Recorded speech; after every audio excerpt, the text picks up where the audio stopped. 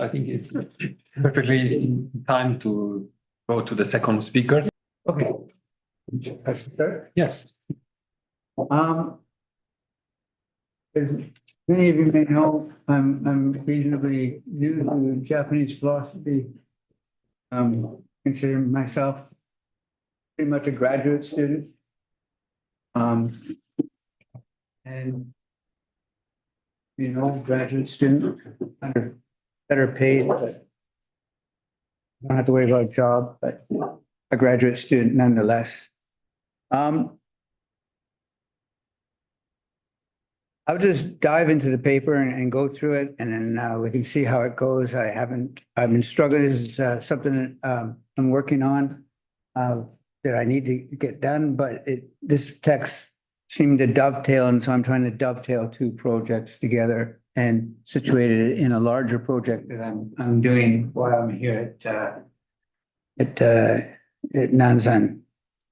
I've been struggling with a paper that is tentatively titled Kasir and Nishitani, The Imagination of Aboriginal Life as Sheer Being in the World as Time, as the Intersection of History and Everydayness. The first part of my talk today is material for this paper, which is, I believe, relevant to a reading of the Standpoint of Zen. The second part of my paper focuses on the Standpoint of Zen and brings the two projects together. I interpret Nishitani's philosophy as a philosophy of religion. When we speak about religion, we do so from the standpoint of a concrete historical culture, and in fact, from a particular standpoint within that culture. This speech act is performative, creating the world and the self of which it speaks.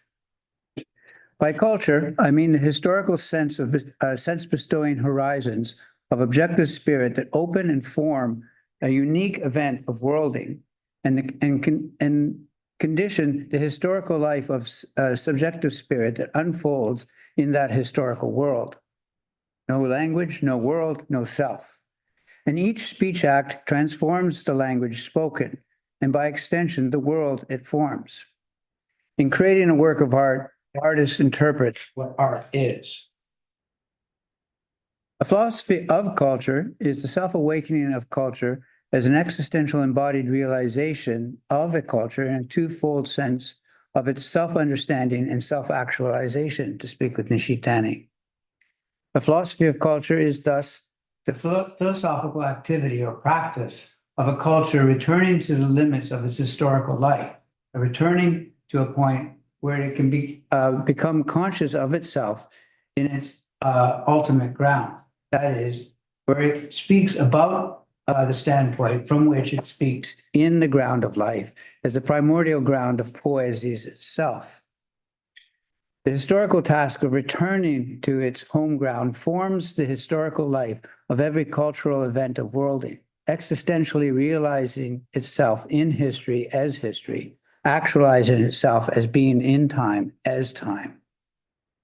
Now, for Nishitani, the advent of the historical event of nihilism is the consequence and manifestation of a cultural crisis that ensues from the loss of the existential understanding of history that grounds a cultural world that forms the historical life that we are. The crisis is provoked by a fracturing of culture in which the institutions of philosophy and religion are disconnected and thus lose their creative force to revitalize a cultural tradition. The historical event of nihilism shows that our historical life has lost its ground as objective spirit, that the value system supporting this life has broken down, and that the entirety of social and historical life has loosened itself from its foundations. What has caused this disrooting?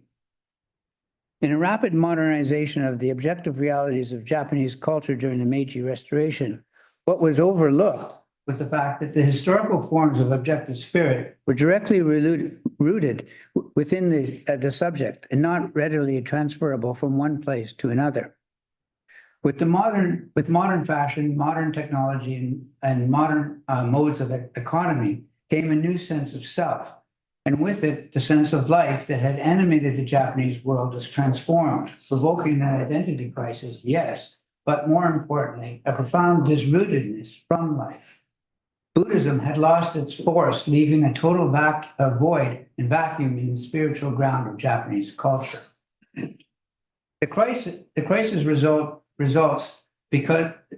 resulted because in modern Europe and Meiji Japan, religion and the political had been separated, and the present age demands the reestablishment of the unification of these two. We have reached a point where we must rethink the nation, culture, and religion. Now, the recovery of the lost cultural tradition cannot be a simple return to a bygone past. Rather, it must take the form of a reappropriation or a receptive interpretation of a lost cultural tradition. Nishitani not only stands in a decisive alchemic moment of the metamorphosis of a culture no longer what it was, not yet what it will become, but also thematizes this creative moment. This is what is meant by a philosophy of culture. However, the question for Nishitani is whether Buddhism in its traditional form is equal to the confrontation with existentialism in which nihilism has become a philosophy. This is because Buddhism has not provided an adequate account of history and history's relation to the transhistorical. By extension, Buddhism has not been able to account for the form and transmission of the tradition of the Buddha Dharma Sangha. The central problem is that Buddhism has failed to grasp the world of time, that is, the historical world, failed to grasp that the world of time, the historical world, is a field in which something new emerges without interruption. Now, what is largely overlooked in the literature on Nishitani, from what I've seen, is that the problem of religion and science can be treated only by way of a recollection of myth. This is because the problem of religion and science contains at its root a conflict between the standpoint of myth and the standpoint of science. Between the standpoint of a cosmic centeredness, mythos, and a self-centered centeredness, science attitude.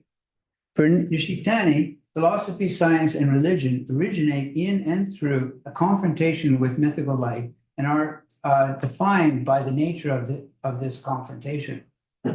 This is because in their historical inception, technology, science, the arts, religion, all form an undifferentiated unity that we can say is regulated by the activity of the imagination as it appears in mythology. Philosophy, for its part, first comes to bring a being as logos by way of a logistification of the mythical cosmic-centered worldview in which it nevertheless remains firmly rooted. Philosophy recognizes in the pre-philosophical mythical representations symbols of logos, which it then restores to the dimension of logos. Science, however, grasps the mythical on the dimension of its outer shell of representations, which it banishes as unscientific. And in its self-centered attitude of scientism, we find a pure and simple negation of the cosmic-centered mythical attitude. Religion undertakes an existential demytholization by which the positive significance in mythos is revealed. It is the hermeneutic engagement with the historical expression of the mythical consciousness that seeks to return to and recover the recovery of the originary sense of mythical life as a cosmic-centered consciousness. World religions are defined by their, quote, different attitudes vis-a-vis magic and mythical thinking. Thus, mythology, the logos of mythos, the expression of the cosmic-centered life, is an ingredient of all religions. The problem of mythology is not simply a fact related to primitive myths, but it is present even in the most developed religions of our day. The dynamic of demythification is, in this sense, has been at work throughout the history of Buddhism. And in the religiosity of Zen Buddhism, The demytholization of the mythical and the existentialization of the scientific belong to one and the same process. The thoroughgoing demytholization is even said to be the unique feature of Buddhism, distinguishing it from other religions. There is a dialectical movement of the history of life, of the history of the life of the mind, that actualizes itself as the historical world. And we see this in the Standpoint of Zen, proceeding on a path from the pre-philosophical to the philosophical, and then further from philosophy to the post-philosophical. Yet at the same time, this implies the reverse direction. In other words, a return path from the standpoint of the practice of Zen through the standpoint of philosophy and back to the place of the pre-philosophical. Now, to recollect the perspective of myth, the pre-philosophical cosmic-centered attitude, is not to consider myth, the pre-philosophical cosmic attitude, as a thing of the remote past, but to return to the power that is still working at the present in the deepest root of our life. It is to return to our home ground, to the fountainhead of the present historical and cultural life. In other words, to return to the mythical world as the genesis of every culture, namely the root from which every culture has come. The recollection of the cosmic-centered attitude of myth involves a rediscovery and opening up of the root of history in the present. It is a return to the beginning of history at the very depths of the present in which we are situated. The return, however, is rendered difficult today by the fact that this cosmic-centered standpoint of myth has been negated by a self-centered scientific attitude that seeks the total mechanization of human life. And I would say add just life too cool. And whose positivism makes the introspective way found in religion of reflecting inwardly and deepening the awareness of the ultimate depths of one's being, all but impossible. And with this, human life, private and social, becomes superficial and mechanical. The mythical cosmic-centered attitude and the scientific self-centered standpoint actively negate each other. The problem of nihilism essentially comes from the situation of the mutual conflict between myth and science. In fact, the strife between the two positions expresses the fact that neither myth nor science alone can support human life. Now, I do not believe that we find the term myth in Nishitani's earlier works, for example, in Religion, History, and Culture, 1937, or Religion and Culture, 1940. However, it is an important element in the later Nishitani, and in particular in Chapter 4 of Religion and Nothingness, Standpoint of Sunatta, which reworks the themes first set out in these earlier two works just mentioned. So what is myth? Mythos. Mythos is a pre-logical, cosmic-centered mode of thinking, and thus a pre-philosophical attitude that operates according to a ratio other than the discursive conceptual thinking of the ego, consciousness, and science. Although we may reject the narrative content of myth as fantastic or even irrational, we must, Nishitani insists, recognize the existential elements that compose the core of myth, namely the direct existential confrontation with being in the world and the unique ratio that this reveals, as we have seen embodied in the mythical religious aspects of human existence in pre-scientific societies. Mythical representations are born of the wish to ask after the home ground of human Dasein. They contain a kind of intuition of the essence of being in the world. This cosmic-centered mythical consciousness exists in the phenomena of the pre-intellectual and the immediate living presence of reality, in the direct gazing into the existence within the world in the unique pattern, logic, or principle disclosed in this directness of seeing. Mythos should not be thought to belong to a distant past for Nishitani. They form the existential existence of the human and are thus necessarily present in contemporary life and religion. mythos as a cosmic-centered attitude is integral to every religion. We find in the cosmic-centered perspective of myth a view based on life or organically animated nature in its most pristine form. As such, mythical cosmic-centered thinking forms the immediate lived identity of the reciprocal interpenetration of the historical life and the historical world. It is a fluid, dynamic identity of an organic living interconnection that forms the complete and direct union of the trans-historical ground, God, Buddha, the world as an interconnected whole of all things, and the individual as a subjective being. Mythical life as a cosmic-centered awareness is thus the fundamental mode of being of the human, a form of human existence. The interconnectedness and interpenetration of all things are understood by mythical imagination as the organic living connection. Mythical representations are the objective expression of our naked being in the world as such.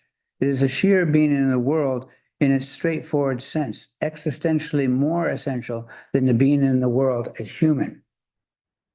In mythical poetic thinking, the sheer being in the world, directly beneath the Dasein of human as the real form of human existence, rises to self-awareness at once with all other things in the world. Nishitani insists that we must distinguish mythos from mythology. A mythology is only the shell of representations, the objective historical narrative of a lived cosmic-centered mythos. As such, the unintelligibility of those who do not live within the mode of mythic consciousness. And no matter how mythical a worldview or life view may seem, it is never a myth to those who live directly within that worldview or life view. The mythical representations are woven into the fabric of everyday life. Mythical life is a life in meaning. Nishitani is also careful to distinguish what he means by an authentic cosmic-centered mythos from such inauthentic self-centered myths of the state, such as National Socialism or American exceptionalism, which are religionizations of politics. Now, each time I attempt to speak about mythos, be it in Nishitani, Mickey, or Kassir, I have been confronted with the same problem, that the term mythos means a great many things to different people. More often than not, any talk of myth is entangled in these preconceptions. Inspired by indigenous philosophers such as Vine Delora and also Wildcat, who make use of Kassir's analysis of mythos, from which I would argue Nishitani's is derived, in his 1979 seminal work, The Metaphysics of Modern Existence. I would like to make a connection between Nishitani's account of mythical life and the Aboriginal life of which indigenous scholars speak of, and suggest that this Aboriginal life is universal to all events of worlding. For the indigenous people of Australia, for example, Dreamtime is a cosmic consciousness of the interconnectedness of life, each element contributing to the eventing of the world. The term Aboriginal comes from the Latin words ab, from, and origo, origin or beginning. When Nishitani speaks of the returning to the fountainhead or Ursprung of the present historical and cultural life, to the mythical world as the genesis of every culture, namely the root from which every culture comes, or a returning to the beginning of history at the very depths of the present in which we are situated, he is speaking of the returning to the Aboriginal life, the originary standpoint of life. Thus, on the standpoint of existence, logos as the rational order of existence is no different from the Dharma-like nature of the Aboriginal mode of being of things, where each thing is just as it is. This home ground is our true Aboriginal home that is hidden in the Dharma nature of each and every sentient being. As such, all behavior becomes manifest at the bottom from such an aboriginal field. The standpoint of Zen is a returning to the field of emptiness that makes things to be aboriginal. A close reading of the standpoint of Zen reveals, I believe, Nishitani's philosophy of culture. Let me make some observations. Nishitani oscillates between a structural account of the human condition tout court and analyzing different historical and cultural events of worlding, the ancient prehistorical world, the Greek philosophical world, the medieval religious world, and the modern scientific world. These historical worlds, however, are each expressive of a particular dimension of the human condition that Nishitani unfolds in the course of the paper. In his account of sheer subjectivism, the examples of the self-enclosed nature of the adolescent is presented as a universal claim, but the examples of the counter-cultural actions of the students, punkers, and juvenile delinquents are an expression of the modern world. As a side note, I was asked to give a lecture in our student services about well-being. They wanted, to talk about student well-being. And I went in and they had a big poster from the World Health Organization. And I went through each of the major things that the World Health Organization has indicated are sort of the major things that our students are suffering from, all youth. But what I did was just talk about Nishitani. The quotes like, "For what purpose do I exist?" is the religious thing. This is purpose anxiety. And it worked perfectly. So I think that Nishitani's, the argument here is that, nihilism is a nice theoretical framework, but it's got a really concrete problem. And I think this is what he's trying to get to. I also found some of his examples kind of, aren't we just a little stuffy old man? But then I realized, no, we can update these examples in terms of well-being. Our social medias have created these echo chambers that have isolated us and insulated us from everyone else. And this isolation and insulation is the self-centeredness. And the cosmic centered is just literally an other relatedness. And I would disagree that I understand that I was fascinated by Jim's thing about the great compassion. And I understood it, but I also thought in what is religion, many situations when he's talking about myth, he's talking about the relationship to other sentient beings. As Wildcat says, to see the animals as my relatives. And I think until you get to that point, compassion is just a theoretical framework. But that's a side note. The discussion of sheer objectivism that inframes Gestalt life and the human being is an account of scientism of the modern world that reduces everything to expressions of universal laws that can be quantified. The investigation of the self is considered in Socrates, an Athenian world of antiquity, Augustine, the Christian world, medieval world, and Descartes, the modern scientific world. Whereas the investigation of the self in Socrates and Augustine asks after who I am, Descartes' speculative inferences can only inquire into what I am. In the Cartesian meditations, Descartes never asks, who am I? He only ever asks, what am I? Augustine is always about, what am I? Who am I? Right? And so is Socrates, who are you?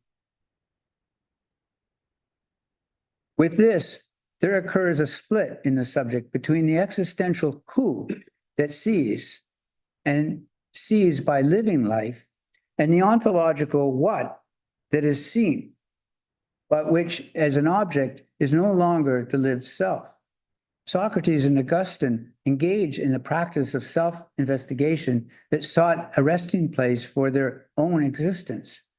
Their philosophical practice is part of a religious conversion, whereas the logic of inferences of Descartes can provide a speculative certainty. They cannot establish an existential certainty, and I would say because they have no religious conversion. There is no encounter with the absolute in Descartes. There is just an idea of it. And because there's no encounter with the absolute, the infinite, he cannot encounter other people. He cannot encounter the world. Here, we see the fracturing of culture, the separation of religious practice from the philosophical speculation, which will give rise to the advent of nihilism. To make the point with Hisamatsu, philosophy seeks to know the ultimate, religion seeks to live it. But the two must be of non-dualistically of one body and cannot be divided. If philosophy is isolated from, if religion is isolated from philosophy, it falls into ignorance, superstition, fanaticism, or dogmatics.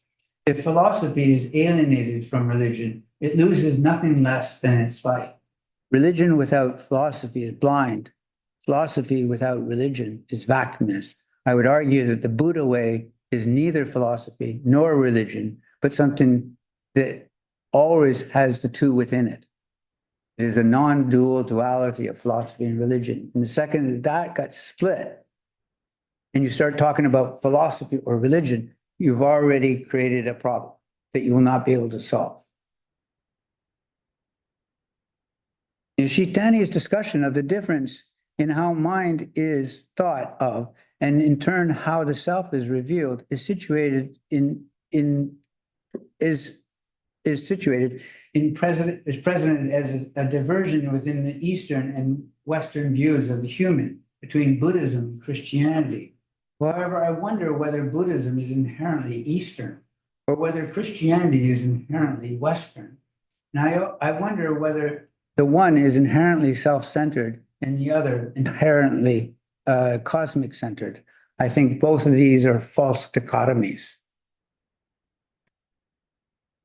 Thus, mythos is a cosmic-centered pre-philosophical thinking, a living of life as life. In myth, the existence in time occurs as a constant, incessant becoming. Or to speak with Kassir, myth is able to penetrate more deeply than language into the originary form of time, for it seems able to abide, verweilen, in the originary form of time, and because it grasps the world not as a rigid being, but as a constant event, not as a finished gestalt, but as an ever-renewed metamorphosis. For in myth, the intuition of becoming and the become are separated from the intuition of becoming. The essential aspect of myth stems from the dynamic identity of God, Buddha, world, and self-community of sentient beings.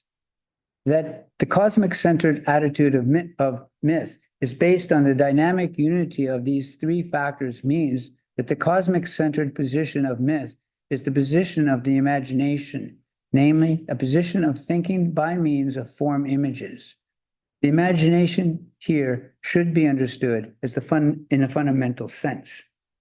And this is as far as I got, because I'm struggling with this paper. This question of the imagination now takes us back to how we understand Kant. And of course, Kant has created within the Critique of Pure Reason, he distinguishes between the self that is conscious and the self that I'm conscious of being. And this he will not reconcile. And he does it for strategic reasons because he wants to set up the second critique. And then he reconciles them in the third critique. Then the question is how you want to understand the productive imagination. And this is what I think is at stake in much of Nishitani's later work, is taking Kassir on one side and Heidegger on the other side and trying to reconcile their views of the productive imagination. But this is well beyond my capacities today or my time limit. So thank you very much for your attention. Right behind me. I knew it's behind me. You hinted at something that I thought very interesting. You talked about philosophy of culture. I wonder, there's two ways of talking about being aware of culture. Okay. One is you're aware of it as a specific concrete conditioning. Okay. This is an epistemological awareness into a general phenomenon. All thought, all philosophy of all religion is culturally conditioned. And also a general need for cosmic mythos behind this. That's one way of looking at it. The second way is that being aware of culture, what you call the philosophy of culture. The second possibility is being aware of particular conditioning and specific mythical content, insofar as this conditioning or the mythical content is oppressive, violent, unjust, or prejudicial. This is a kind of critical insight into specific structural issues. Now, my question is this: should philosophy and religion address the second, or should it simply be a mandate that somebody outside of philosophy and religion take care of these things? Kind of like a gadfly to insist that somebody take care of these problems. Or perhaps a third possibility, that philosophy and religion should constantly be in dialogue with the people who are capable of doing something concrete about changing the situation.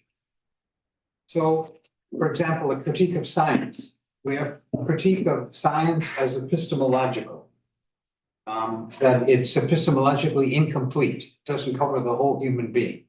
Science and religion makes these arguments all the time in various ways. But the second possibility is that you can have critique of science as specifically wrong.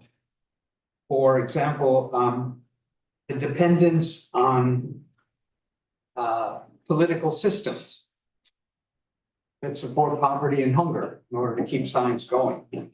Weapons research, environmental violence, AI. So my question is, and this would be a question for Kassir as well, is the philosophy of culture really just a philosophy of cultural forms at epistemological level? Or is it really possible for religion and science, and if so, how, to be engaged in these specific issues, of which Nishitani mentions very few? You mentioned young people on motorcycles or things like that. Thank you. Okay, so we're taking a 5-minute break now, and then we're going to start a 3-hour answer. No.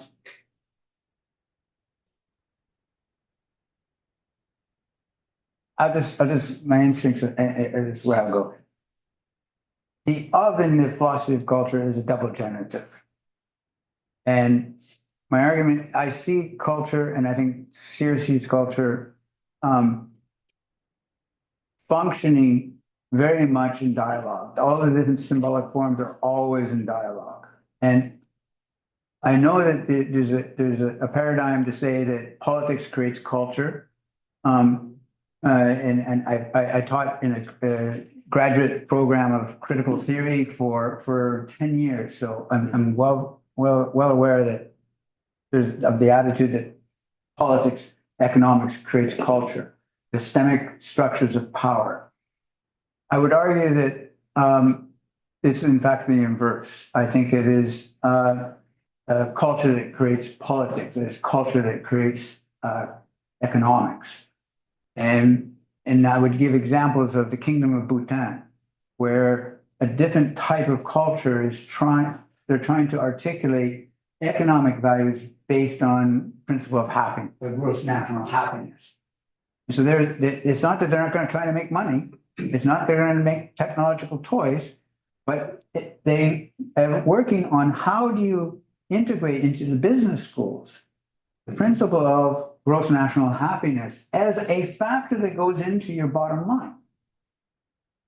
So right now we live in this, what I call the fracturing of culture. And I think this is where the fracturing of culture is, the economics is somehow isolated from the aesthetic, from the religious, from the philosophical.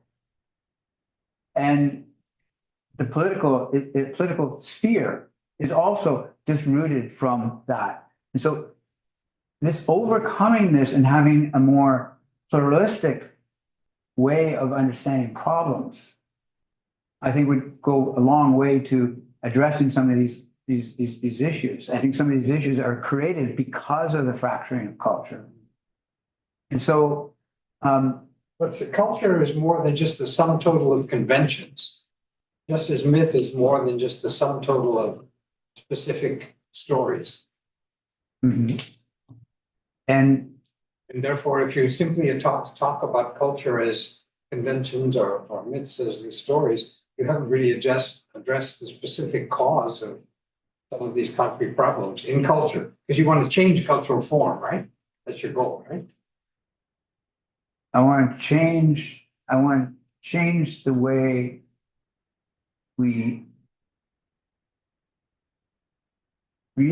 think about how we open our world through our everyday actions. We talk about environmental crisis, but we all want t-shirts. We all want our cell phones going on 24 hours, 7 a day. When these cell phones alone, if we just turned off all the cell phones in the whole world for 1 hour a day, the amount of energy and the amount of environmental damage we would decrease would be it would be the most important thing we could do. 1 hour a day, we all agree, for 1 hour a day, all cell phones will go off. And that alone. Let me ask it another way. You picked up the cell phone. Okay, the cell phones have rare earth material. There are children from the age of 7 or 8 who gather these materials, never have an education, live in absolute poverty, so that we can have these things for our phones. Now, that's an issue. Is this something philosophy and religion should be engaged with concretely, or only at the abstract level of we have to engage these kinds of issues? No, it's concretely. And it's concretely, How would that work? it's concretely by installing self-awareness. I use this exact example in my class. I ask everyone, does anyone have a cell phone? And everyone pulls their cell phone out, because in my class, they're not allowed to touch their cell phones. So they pull them out and I say, oh, you've got the new IX? Is that, oh, I see. Oh, you've got a Samsung. Does it do fancy things? Oh, it does. Wow. Okay. Okay. Put them all away. And then I talk about interconnectedness. All nice and theoretical. And then I end with an image of a young boy going down into a hell. And I go, you know what this person's doing? That person's labor is in your hand. I actually have them hold the phone when I show them the image. And so they're sitting there with a hand, and they suddenly, the penny drops. They recognize that they act and they can change the world. That every sound, and I say this in my text, I said, every speech act changes the language it speaks. This is Kasir. And it therefore changes the world that it forms. And if we are cognizant that our language does that, then we can understand the difference between, saying, a fireman and a fire person.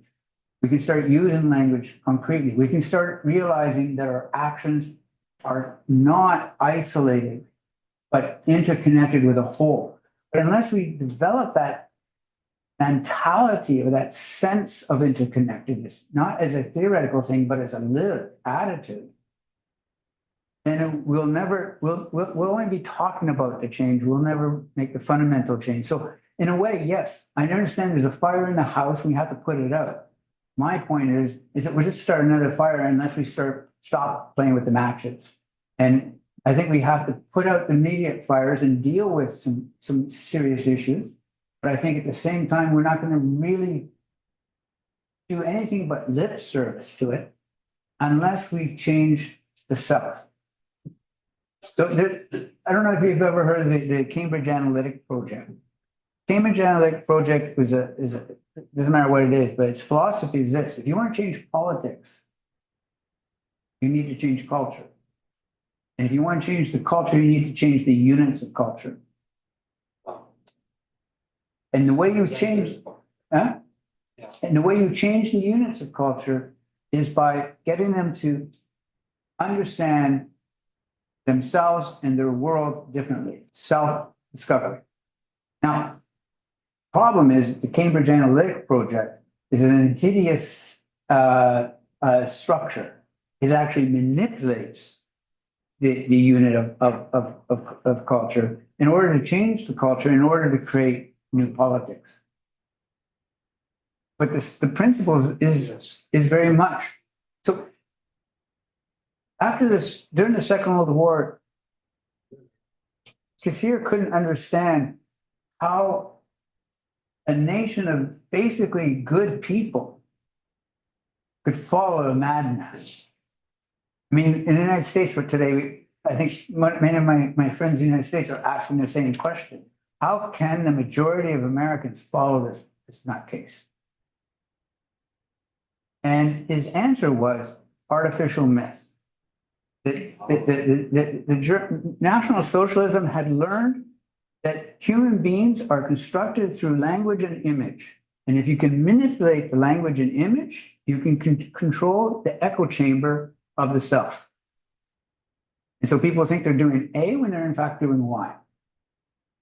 And they did this because it was able to create the simulacra of the cosmic consciousness, simulacra of community. And so until you can reestablish a sense of community amongst our social structures, then why would I really care that much? Why I'm not going to do much that really help people in Africa, but my UNICEF thing, well, some cups because it makes me feel good at the end of the day. But I'm not going to start changing my politics. I'm not going to start changing my lifestyle for it. It only limits what I'm going to do for some abstract other. I don't see them as my relatives. The environmental crisis. We are framing our response to the environmental crisis in terms of the self. Human beings are going to suffer. It's all about us. Until we can change the attitude, and this is what religion and philosophy have failed to do, we're responsible for this. Turn the attitude around so that people start to see, as Wildcat says, that the animal, then other sentient beings are my relatives.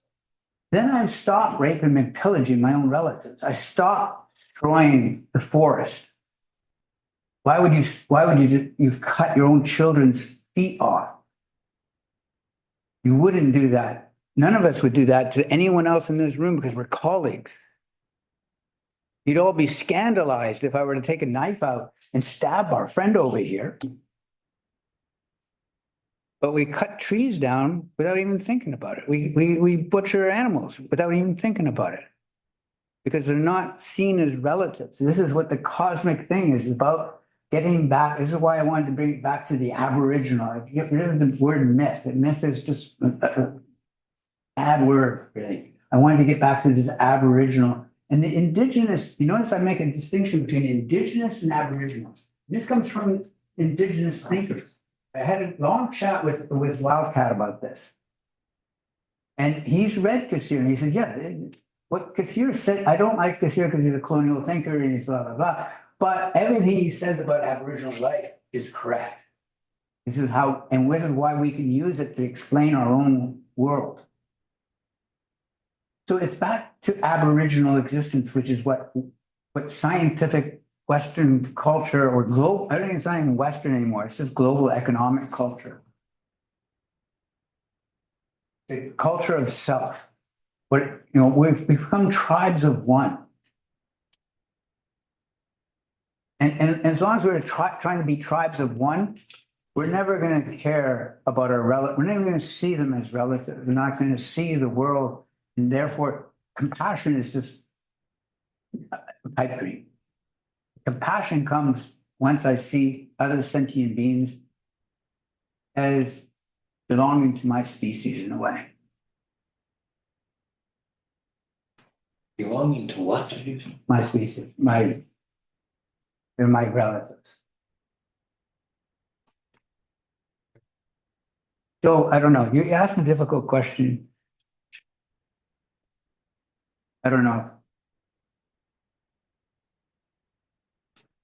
But I think the as institutions, philosophy and religion have failed to be able to create dynamics that to get people to think. to get people to see differently. And that's the goal. It's to go out there and get the scientists to see, get the businessmen to see that, and then to be able to make the argument that this is not a, zero-sum game. That's why I say Bhutan. In Bhutan, I've been in Bhutan, I've been at the University of Business, where they're training MBAs to be business people. And gross national happiness is just one of profit, efficiency, and gross national happiness. And their argument is that you can achieve gross national happiness without compromising profit. There's two ways of making a product. You can do it environmentally sound or not. Both are going to make you profit. Why isn't it in creating green technologies the biggest boom in the West? Right now, China is light years ahead in terms of green energy. It produces more green electric energy than most of the world combined. Now, of course, they can just do things because they have a system that allows them to do it.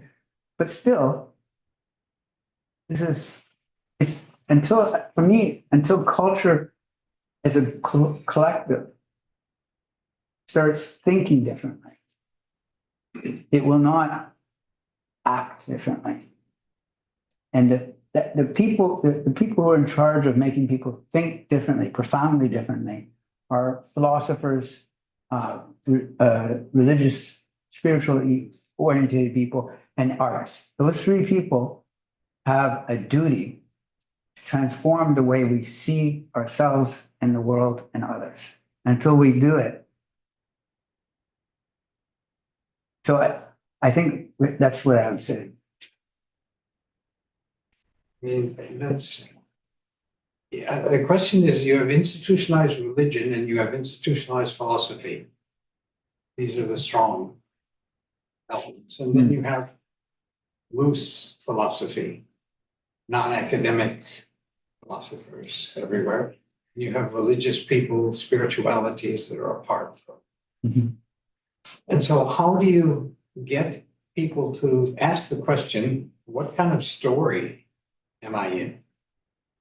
What's the story behind my story? How do I make the media of my learning and my communication transparent to myself?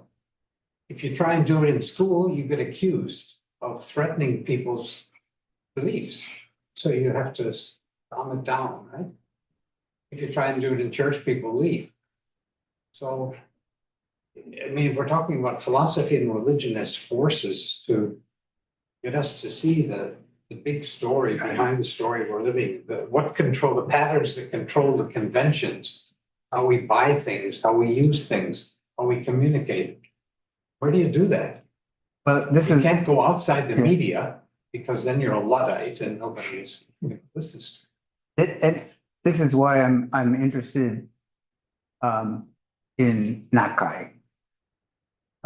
Because Nakai tries to create what he calls a salon de soul, a self-critique, a communal self-critique. And so in the sort of ashes of Hiroshima, he doesn't believe in the intelligentsia coming down to liberate. He thinks this is nonsense. This is bourgeois capitalism. He thinks that individuals need to inform themselves and have a duty to self-critique before they critique anything else. And so in the ashes of Hiroshima, he starts teaching Kant, of all things. And his question is, what did you do in your everyday life to bring this on us?